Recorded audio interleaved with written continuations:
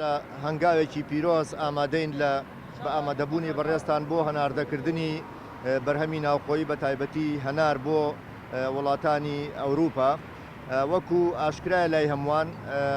ئاسایشی خۆراک لەسەر دوو کۆڵەکەی سەرەکی وەستاوە، ئەویش بەرهەمێنان و بە بازارکردنە. یەکێک لە گرفتەکانی ئێمە لە ساڵانی ڕابردوو لە ئێستاشا خۆتان نەزانن کە مەسلەی بە بازارکردنی بەرهەمەکان بووە لە کاتی پێگەشتنی بەرهەمەکانی ناوخۆ کە بەردەوام زیادمان هەبووە لە بەرهەمی ناوخۆ بۆتە هۆی دابەزینی نرخی بەرهەمەکان و گلەیی و گازندەیی جوتیاران. بۆیە بیرمان لەوە کردوتەوە کە چۆن ئەم بەرهەمانە هەناردەی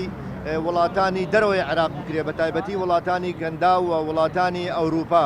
و هانی ژمارەیە کۆمپانیا دراوە بۆ ئەم بوارە و ئێمە وەکو وەزارەتی کشتتوکاڵ و سەرچاوەکانی ئاو ئەوەی چێکە لە استراتیجەکانی ئێمە کە چۆن پاڵپشتی ئەو کۆمپانیانە بکرێن بۆ جێبەجێکردنی ئەم هەنگاوە. وەکو یەکێتی هاوردونانەکارانی هەرێمی کوردستان بەردەوام تەشجیعی هاوردەکاران و هەناردەکاران دۆ کە بێن مەسەلەکار بکەن لەسەر ئەوەی لە کاتێکا کە ئێمە پێویستیمان بە هاوردە بوو ئەوە ئێستا کە بەرهەممان هەیە بەرهەمی کشتتوکاڵیمان هەیە کە زۆر گرنگە کە هەنادەی دەرەوەی وڵاتی بکەین و ئەمەسێ هەم وەزبەیە کە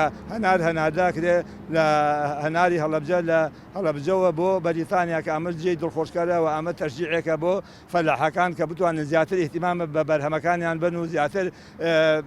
کار بکەن لەسەر ئەوەی کەوا بەرهەمی خۆماڵی هەنادەی دەرەوە کرێ.